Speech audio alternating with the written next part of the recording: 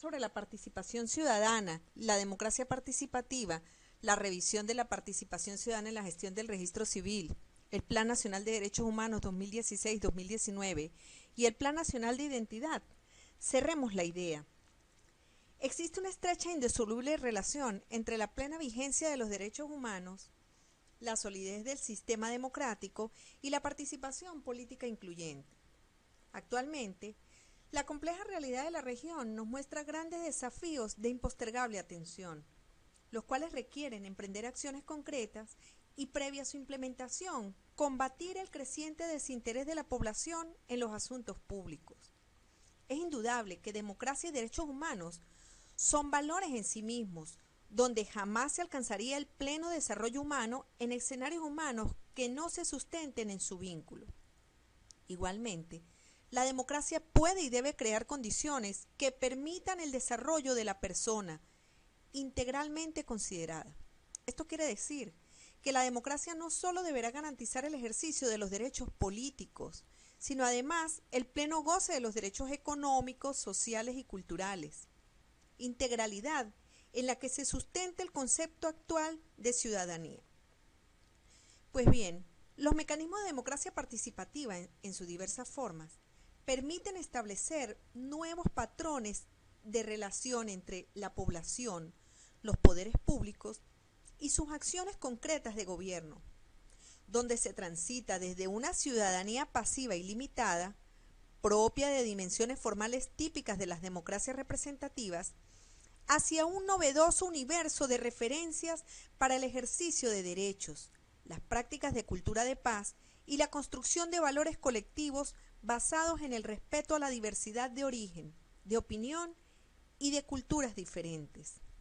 Es así que se contribuye a establecer una noción de ciudadanía activa basada en la resignificación del espacio social como espacio pedagógico, que se apoya en la vitalización de lo público como escenario de aprendizaje y prácticas de diálogo constructivo, participación y creación de nuevos conocimientos.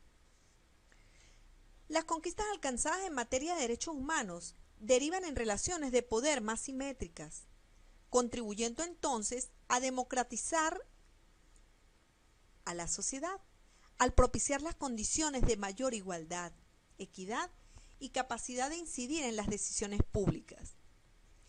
Es entonces que el enfoque eminentemente humanizador de los proyectos de democracia y derechos humanos se erige en eje fundamental orientado a la construcción colectiva de sociedades basadas en el respeto a las personas y los colectivos, así como a los valores de participación ciudadana y convivencia, justicia social, donde se logre armonizar relaciones sociales y necesidades de dignidad mutua.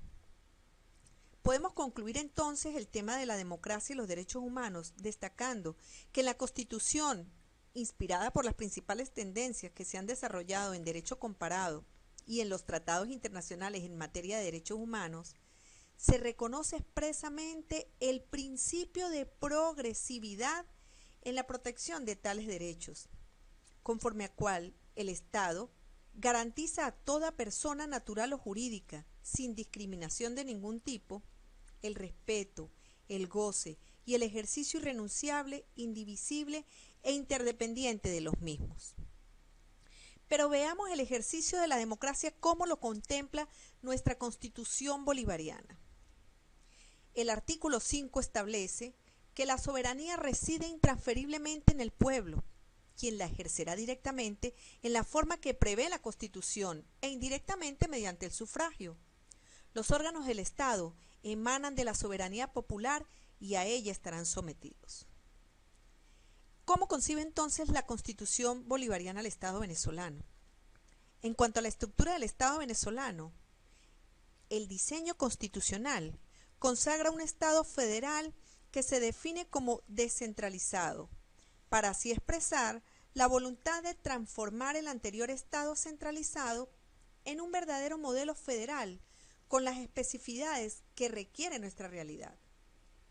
En todo caso, el régimen federal venezolano se regirá por los principios de integridad territorial, cooperación, solidaridad, concurrencia y corresponsabilidad, que son característicos de un modelo federal cooperativo, en el que las comunidades y autoridades de los distintos niveles político-territoriales participan en la formación de las políticas públicas comunes a la nación, integrándose en una esfera de gobierno compartida para el ejercicio de las competencias en que concurren. Vemos entonces en esta lámina cómo concebía la Constitución del año 1961 la división política del Estado venezolano versus cómo la concibe la Constitución del año 99. El artículo 16 de nuestra Constitución actual establece, con el fin de organizar políticamente la República, que se divide en el territorio nacional, en el de los estados, el del Distrito Capital y de las dependencias federales, el de los territorios federales. El territorio se divide entonces en municipios. En este sentido, la Constitución prevé que mediante una ley orgánica que garantice la autonomía municipal y la descentralización político-administrativa, se regule la división político-territorial de la República. Por otro lado, se establece la ciudad de Caracas como la capital de la República y asiento de los órganos del Poder Nacional, lo cual no impide el ejercicio del poder nacional en otros lugares de la República. Vemos que en el año 1961 la estructura estaba concebida de manera diferente. Se constituían estados, distritos y municipios, había un distrito federal, territorios federales y dependencias federales. En esta lámina entonces observamos cuál es la estructura del Estado venezolano concebida de los artículos 1 al 4 de la Constitución. Vemos entonces los espacios geográficos, el nivel municipal, nivel estatal y nivel nacional, las personas jurídicas públicas territoriales y las personas jurídicas públicas no territoriales. Veamos entonces cuáles son los medios de participación del ciudadano concebidos en la Constitución de la República Bolivariana de Venezuela. La democratización efectiva de la sociedad requiere asegurar la participación social, política y económica de toda la ciudadanía, como eje de acción indispensable para hacer de los derechos humanos una realidad concreta en la vida de todos sus integrantes. La Constitución Nacional del año 61 tenía una visión más discriminatoria.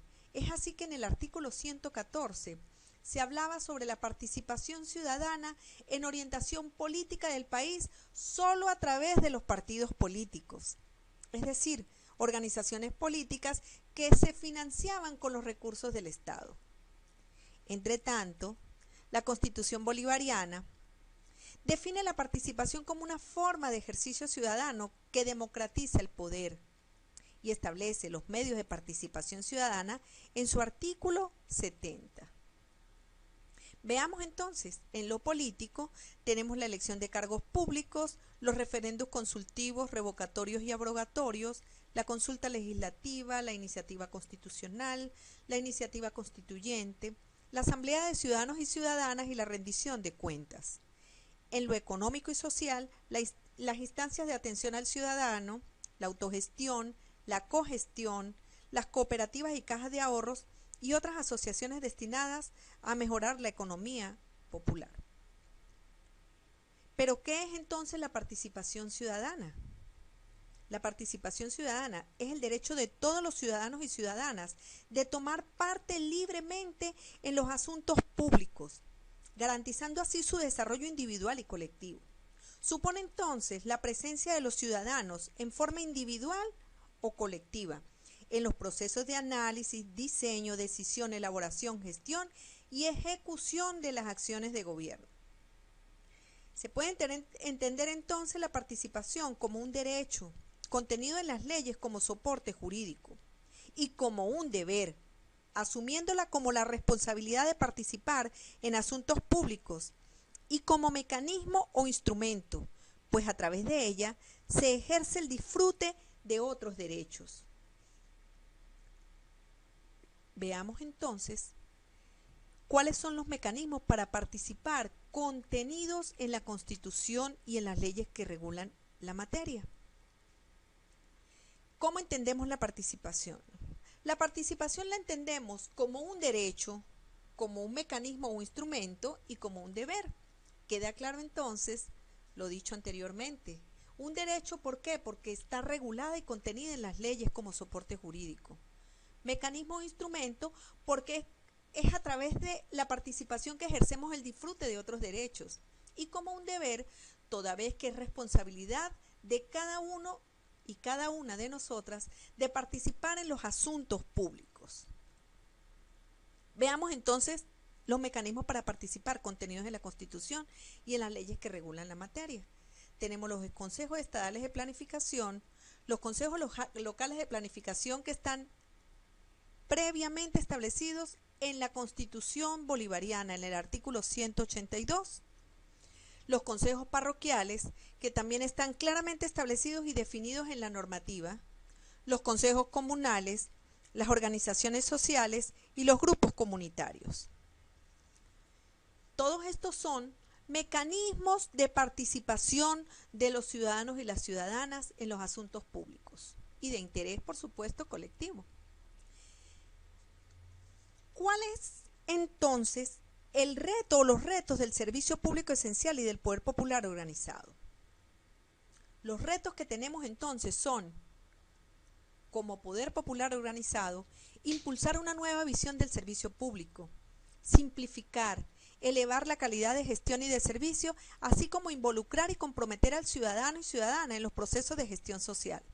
Asumir una nueva forma de percibir al usuario y de entender, aceptar y promover la figura de la Contraloría Social, estar en sintonía con los intereses colectivos, asumir los factores críticos de modernización y transición que implica el cambio, disponer de los recursos tecnológicos, materiales, financieros y humanos requeridos para aplicar los procesos de modernización y orquestarse con la idea de un cambio estructural.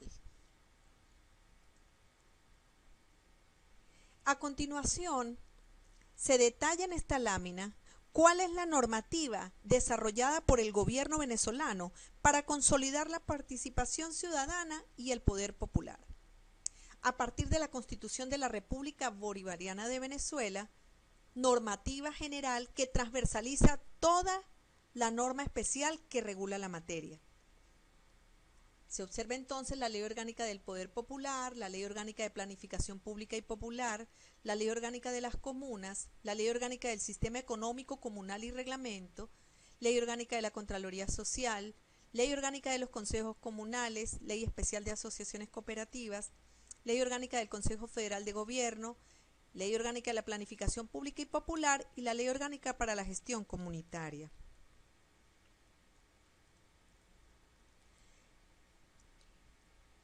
Vamos a conversar un poco sobre la participación ciudadana en la gestión del registro civil.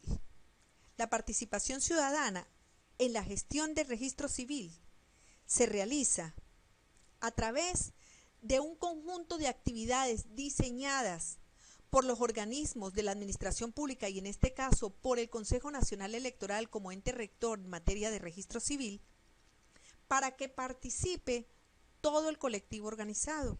Es así que tenemos que el poder electoral ha asumido la atención directa al ciudadano a partir de su estructura organizativa, a través de la Comisión de Registro Civil y Electoral, con el objeto fundamental de facilitar y coadyuvar en la gestión del registro civil para así garantizar tanto el servicio como la accesibilidad por parte del ciudadano y la ciudadana.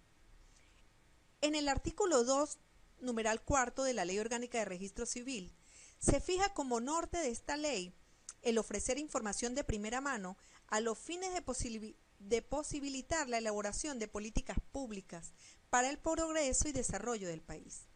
Esta meta se encuentra estrechamente vinculada con el derecho constitucional de acceso a la información para todos y todas las ciudadanas, que por supuesto encuentra su respuesta en el único digitalizado y automatizado Sistema Nacional de Registro Civil que prevé el artículo 64 de esa ley.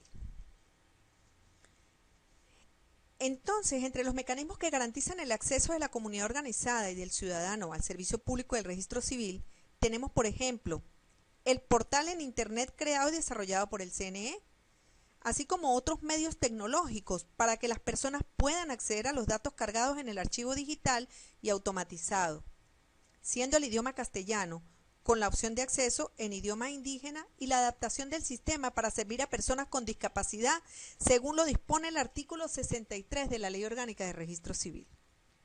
Entonces, la protección del derecho a la identidad por parte del Estado posibilitará el acceso a servicios básicos tales como la salud, la educación, permitiendo además el ejercicio de los derechos políticos. En este sentido, para que la inscripción del nacimiento en el registro civil como acción directa de protección del derecho humano a la identidad constituya un portal de derechos, reiteramos que este debe ser universal, gratuito y oportuno. Veamos entonces, a través de las jornadas extraordinarias de inscripción, cómo participa el ciudadano. Esta actividad está diseñada como una política que desde el Consejo Nacional Electoral se impulsa con el objetivo fundamental de promover la participación de las comunidades en la planificación y realización de jornadas destinadas a contribuir con la erradicación del subregistro en nuestro país.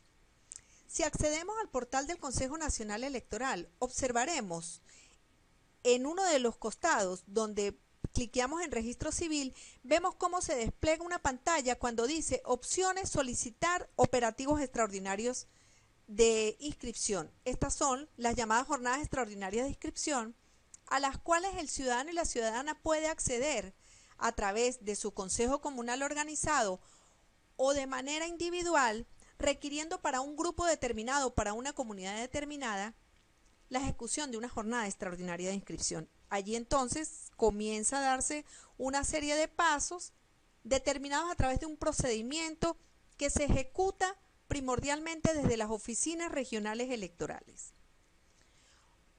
Otro de los mecanismos de participación ciudadana son los acuerdos interinstitucionales en el marco del Sistema Nacional de Registro Civil.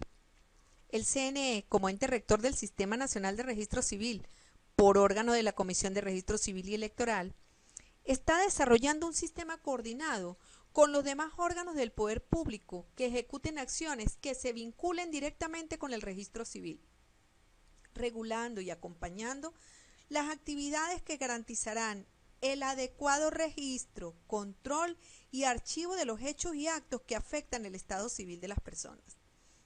Por supuesto, en el ámbito de las competencias que le son propias a cada uno de estos organismos del poder público. En este sentido, es importante destacar la participación de las organizaciones de base y las comunidades organizadas en atención al principio de corresponsabilidad en las mesas técnicas regionales que se conforman desde el CNE. Asimismo, tenemos la estructura de las oficinas y unidades de registro civil. Allí se incorporó, después de evaluar cuál fue la estructura de funcionamiento de esas oficinas y unidades, una nueva estructura. Se propuso, se planteó y se aprobó una estructura donde se incorporara el área de atención comunitaria para que se estableciera un proceso de interacción, de feedback directo con las comunidades. Otro de los mecanismos son la implantación de unidades móviles.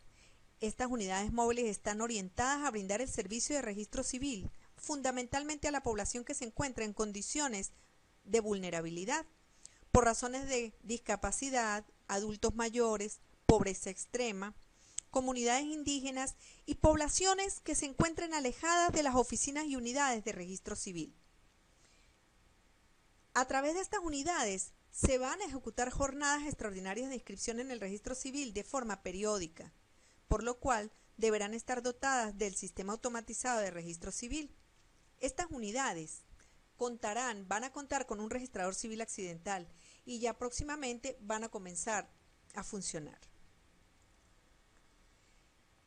Bien, corresponde ahora que conversemos un poco sobre el Plan Nacional de Derechos Humanos 2016-2019.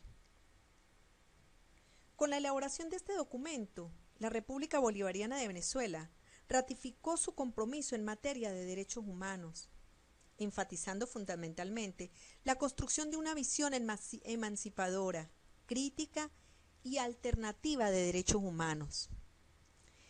El 3 de abril del año 2014, mediante decreto presidencial, se creó el Consejo Nacional de Derechos Humanos. ¿Y cuál fue el propósito? El propósito fue continuar fortaleciendo la política pública del Estado venezolano en materia de derechos humanos.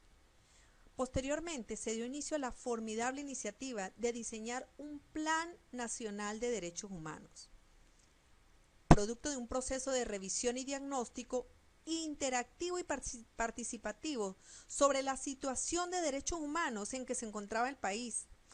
Y esta interacción comenzó en el año 2011, con la participación en el examen periódico universal ante el Consejo de Derechos Humanos de la Organización de Naciones Unidas. La construcción de este plan es el resultado de un proceso realizado en 3 etapas. La primera, diagnóstico, elaboración de la propuesta preliminar y consulta pública en todo el país. Es así que desde el Consejo Nacional de Derechos Humanos se elaboró una propuesta inicial, teniendo en cuenta aportes de la Defensoría del Pueblo, de la Organización de Naciones Unidas y de las organizaciones de derechos humanos en Venezuela.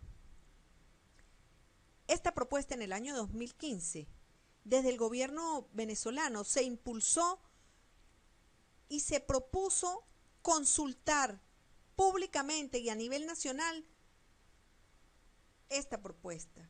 La primera fase de la consulta se realizó a través del portal web del Consejo de Derechos Humanos. Posteriormente, se realizó una consulta directa con las organizaciones de los derechos humanos del país y en una tercera fase se sometió esta propuesta de plan a consulta con todos los sectores de la sociedad, así como las comunidades y grupos afrodescendientes, por ejemplo, con el objetivo fundamental de enriquecerla con aportes que favorecieran la política del Estado y poder así contribuir con la definición y coordinación de decisiones políticas en materia que promuevan la inclusión y la igualdad en el país. Finalmente, mediante decreto presidencial publicado el 2 de marzo de este mismo año, la Presidencia de la República puso el ejecútese al Plan Nacional de Derechos Humanos 2016-2019. ¿Pero por qué un Plan Nacional de Derechos Humanos para Venezuela? Pues bien, el Plan Nacional de Derechos Humanos constituye un instrumento de planificación que permite definir y coordinar las grandes decisiones políticas en materia de derechos humanos de este gobierno bolivariano. En términos prácticos, este documento como herramienta de planificación, ¿qué es lo que le va a permitir al Estado? Le va a permitir contar con una hoja de ruta para desarrollar coordinadamente y con la participación de todos los sectores de la sociedad acciones que son necesarias para sostener, avanzar y profundizar los logros alcanzados en materia de derechos humanos.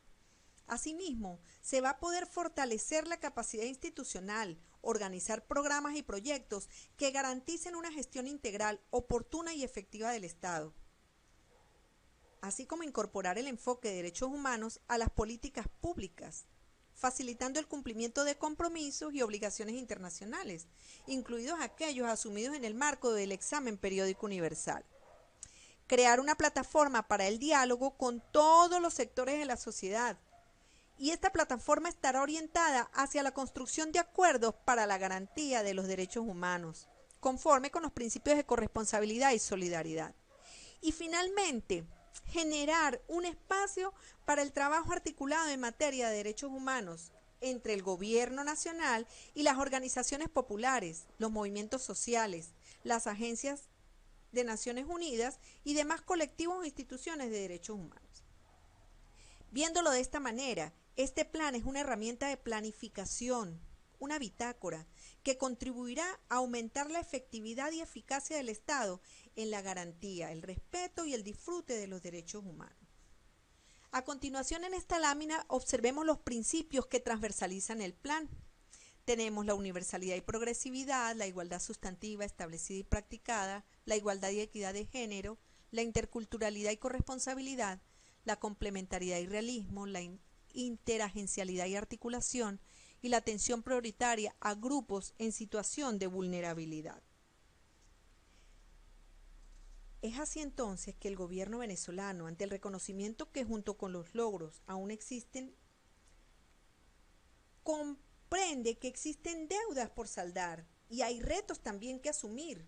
Y entonces el gobierno venezolano asume el compromiso de desarrollar este Plan Nacional de Identidad. Yo les invito a que en los recursos colocados aquí en la página revisen todo lo que contiene el Plan Nacional de Derechos Humanos para que se vayan familiarizando con él. Este plan contiene 213 acciones que se dividen en 5 ejes. Observemos entonces en esta lámina un cuadro resumen con su contenido general.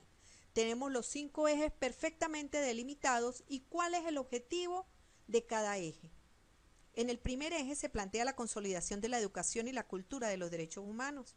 En el segundo está orientado a fortalecer las instituciones para así acercarlas al pueblo. El tercer eje, enfocado en darle participación protagónica al pueblo y hacer uso de las bases de misiones para promover la educación en materia de derechos humanos. En el cuarto, este está vinculado con los organismos internacionales para tratar este tema. Y el quinto y último eje conlleva el fortalecimiento del enfoque de derechos humanos en las políticas de acción y legislación del Estado venezolano.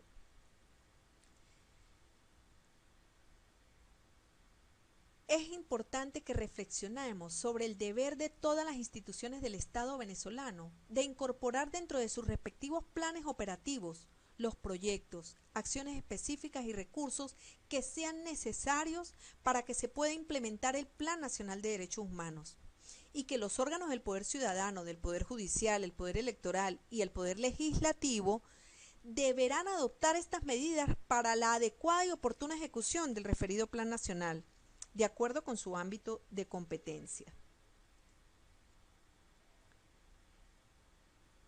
He aquí, en esta lámina, un resumen de cuáles son las acciones a ejecutar en el marco del Plan Nacional de Derechos Humanos 2016-2019 desde el Consejo Nacional Electoral. Si nosotros revisamos el Plan Nacional de Identidad en su eje número 2, tenemos 3 líneas estratégicas fundamentales, así como sus acciones programáticas. Pues bien, desde el Consejo Nacional Electoral se ha venido trabajando conjuntamente con el Consejo Nacional de Derechos Humanos para fortalecer lo que ya se estaba desarrollando en materia de derechos humanos y para incorporar nuevas acciones y actividades que ya fueron incorporadas, como efectivamente lo hicimos, con el Plan Nacional de Identidad y con el fortalecimiento del Sistema Nacional de Registro Civil, que garantizará el acceso oportuno, gratuito, seguro y eficiente al servicio público en todo el territorio nacional, poniéndolo a disposición de las personas, poniendo a disposición de todas, ciudadanas y ciudadanos, sus actas registrales. Les invito nuevamente a que revisen en el material y en los recursos el Plan Nacional de Derechos Humanos.